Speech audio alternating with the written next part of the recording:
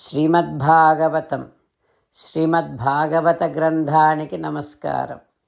నిగమకల్పతరోర్గళితం ఫలం సుఖముఖాదమృతద్రవ సంయుతం పిబత భాగవతం రసమాలయం ముహురహో రసికా భువి భావుకాః. శ్రీసుఖయోగీంద్రుల వారికి నమస్కారం. యం ప్రవ్రజంతమనుపేతమపేతకృత్యం ద్వైపాయనో విరహకాతర ఆజుహావ పుత్రేతి తన్మయతయా తరవోభినేదుః తం సర్వభూతహృదయం మునిమానతోస్మి. నరనారాయణులకు, చతుర్ముఖ బ్రహ్మకు, సరస్వతీదేవికి, వ్యాస మహర్షుల వారికి నమస్కారం. నారాయణం నమస్కృత్య నరం చైవ నరోత్తమం దేవీం సరస్వతీం వ్యాసం తతో జయం ఉదీరయేత్. శ్రీమద్భాగవతము 4వ స్కంధములో సూతమహాముని శౌనకాది మహర్షులందరికీ ప్రవచనం చేస్తూ ఈ రకంగా చెబుతూ ఉన్నాడు. ఓ మహర్షులారా, శ్రీసుఖ యోగీంద్రుల వారు పరీక్షిన్నరేంద్రుడికి ఉపదేశం చేస్తూ ఇలా చెబుతూ ఉన్నాడు. ఓ పరీక్షిన్నరేంద్ర, మైత్రేయుడు విదురునికి శ్రీమద్భాగవతాన్ని ఉపదేశం చేస్తూ ఇలా చెబుతూ ఉన్నాడు. ఓ విదురా, ఇంద్రుడు తన యాగాన్ని విఘ్నము చేస్తున్నాడని, ఇంద్రుడు అక్రమమైనటువంటి మార్గములను లోకములో ప్రవేశపెట్టాడని పృథుమహారాజు మహాకోపముతో ఇంద్రుడిని సంహరించడానికి సిద్ధపడ్డాడు. అప్పుడు ఋత్విక్కులందరూ నివారయాం ఆసుః అహో మహామతే నయుజ్యతే అత్ర అస్య వధ ప్రచోదితాత్. హో ప్రభూ, ఇంద్రుడిని చంపకూడదు. అతడు నీ యజ్ఞాన్ని ఆపే ప్రయత్నము చేయటం వలననే అతని తేజస్సు దానితోనే పూర్తిగా తగ్గిపోయింది. ఇప్పుడు మేమేం చేస్తామంటే చాలా శక్తివంతమైన మంత్రములతో ఇంద్రుడిని ఇక్కడికి ఆహ్వానిస్తాం. అప్పుడు అతనిని మా మంత్ర బలముతో అగ్నిలో ఆహుతి చేద్దాం అని ఋత్విక్కులందరూ అనగానే పృథువు సరే అన్నాడు.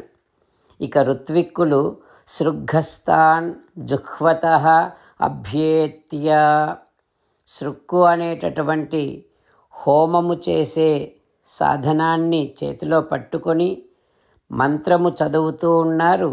వారు అట్లా మంత్రము చదువుతూ ఉండగానే అప్పుడే స్వయంభూః ప్రత్యషేధత, చతుర్ముఖ బ్రహ్మ ప్రత్యక్షమై వారందరినీ ఆ ఇంద్రుడిని ఆహ్వానించి అగ్నిలో ఆహుతి చేసేటటువంటి పని నుండి వారించాడు.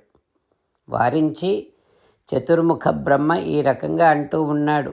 హో ఋత్విక్కులారా, యజ్ఞము భగవంతుని స్వరూపము. యజ్ఞములో భాగములను స్వీకరించేటటువంటి దేవతలంతా ఆ భగవంతుని స్వరూపములో, అంటే ఆ భగవంతుని శరీరములో భాగాలు. దేవతలను చంపటం అనేటటువంటిది దేవదేవుడిని, శ్రీమన్నారాయణుడిని హింసించటమే అవుతుంది కదా అంటూ చతుర్ముఖ బ్రహ్మ ఋత్విక్కులను, పృథు మహారాజును ఉద్దేశించి మాట్లాడుతూ ఉన్నాడు. ఆ తర్వాత ఏం జరుగుతుందో రేపు తెలుసుకుందాం. ఓం శ్రీకృష్ణ పరబ్రహ్మణే నమః. ఓం అస్మద్గురుభ్యో నమః. అంతేకాకుండా మనం ప్రతిరోజు శ్రీమన్నారాయణుడికి ఒక 8 పనులు చేస్తాం అని మాట ఇద్దాం. ఎందుకంటే శ్రీకృష్ణ భగవానుడు 18వ అధ్యాయములో 65 నుండి 70వ శ్లోకాల ద్వారా శ్రీమద్భగవద్గీత అంతటికీ సారభూతముగా మనకు 8 పనులు చేయమని చెప్పాడు. అలా చేస్తే చాలు, నేను మిమ్మల్ని అన్ని విధాలుగా రక్షిస్తా అని ప్రమాణపూర్వకముగా ప్రతిజ్ఞ కూడా చేశాడు. అందుకని శ్రీమద్భగవద్గీతను అంతటినీ విన్న తర్వాత అర్జునుడు కూడా చివరకు కరిష్యే వచనం తవ, కృష్ణ నువ్వు చెప్పినట్టే చేస్తా అని అన్నాడు. కనుకనే భగవానుడు అర్జునుడికి అన్ని విధాల విజయాన్ని అందించాడు. మనం కూడా ప్రతిరోజు శ్రీమన్నారాయణుడికి ఆ రకంగానే మాట ఇద్దాం. 8 పనులు చేస్తాం అని మనము మాట ఇస్తే అది అష్టాక్షరీ మహామంత్ర జపము చేసినటువంటి ఫలితాన్ని మనకు ప్రతిరోజు ఇస్తుంది.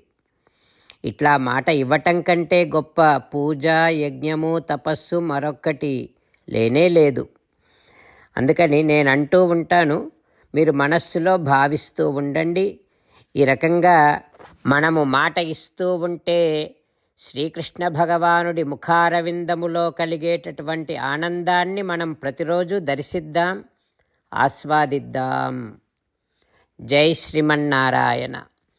హో శ్రీమన్నారాయణ, నువ్వు చెయ్యమన్నట్టే నేను నిన్నే సంతతము ధ్యానము చేస్తూ ఉంటా. హో శ్రీమన్నారాయణ, నువ్వు చెప్పినట్టే నేను నీ భక్తుడిగానే ఉంటా. హో శ్రీమన్నారాయణ, నువ్వు చెయ్యమన్నట్టే నేను నా విధులను, కర్తవ్యాలను నీ సేవగా, నీ తృప్తి కోసమనే సక్రమంగా నిర్వర్తిస్తూ ఉంటా. హో శ్రీమన్నారాయణ, నువ్వు చెప్పినట్టే నేను నీవాడిని అనే మహావిశ్వాసముతో నీకే నమస్కరిస్తూ ఉంటా. హో శ్రీమన్నారాయణ, మామేకం శరణం వ్రజ, నన్ను ఒక్కడిని మాత్రమే శరణు వేడుకో అని నువ్వే అన్నావు కనుక నేను నిన్ను ఒక్కడిని మాత్రమే శరణు వేడుకుంటా. హో శ్రీమన్నారాయణ, మా శుచః, ఇక దుఃఖించకు అని నువ్వే నాకు భరోసా ఇస్తున్నావు కనుక నేను ఇక దుఃఖించను.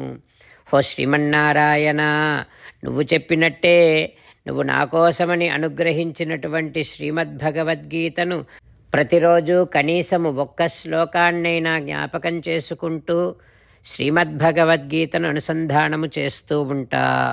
హో శ్రీమన్నారాయణ, నువ్వు చెప్పినట్టే నువ్వందరి కోసమని చెప్పినటువంటి శ్రీమద్భగవద్గీతను తెలియని భక్తులందరికీ తెలియచేసే నా వంతు ప్రయత్నాన్ని నేను నిరంతరము కొనసాగిస్తూనే ఉంటా. హో శ్రీమన్నారాయణ, నేను నువ్వు చెప్పినట్టే చేస్తా, నీకు నచ్చినట్టే ప్రవర్తిస్తా, నీకోసమే పని చేస్తూ ఉంటా. కరిష్యే వచనం తవ. జై శ్రీమన్నారాయణ. భక్తులకు ప్రత్యేకమైనటువంటి విజ్ఞాపన. మీకు అన్ని విషయాలలో వెంటనే మంచి ఫలితాలు రావాలి అనంటే ప్రతిరోజు 1 నిమిషం వెచ్చించి నారాయణాస్త్రాన్ని చదవండి.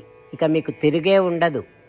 నారాయణాస్త్రాన్ని పొందడానికి మీరేం చేయాలంటే నారాయణాస్త్రం అనే వెబ్సైట్కి వెళ్ళి మీ పేరు, మీ ఈమెయిల్ ఇస్తే మీ ఈమెయిల్కి నారాయణాస్త్రం PDF వస్తుంది.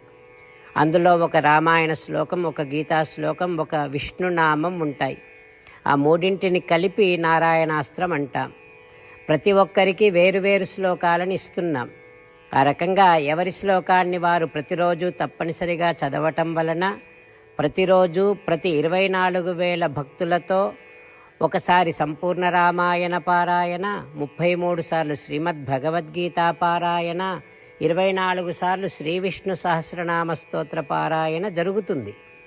ప్రతి ఒక్కరికి అంతటి విశేష ఫలితము ప్రతిరోజు లభిస్తుంది. అందుకని మీరు, మీ కుటుంబ సభ్యులు అందరూ ఒక్కొక్కరు ఒక్కొక్క నారాయణాస్త్రాన్ని వెంటనే పొందండి. జై శ్రీమన్నారాయణ.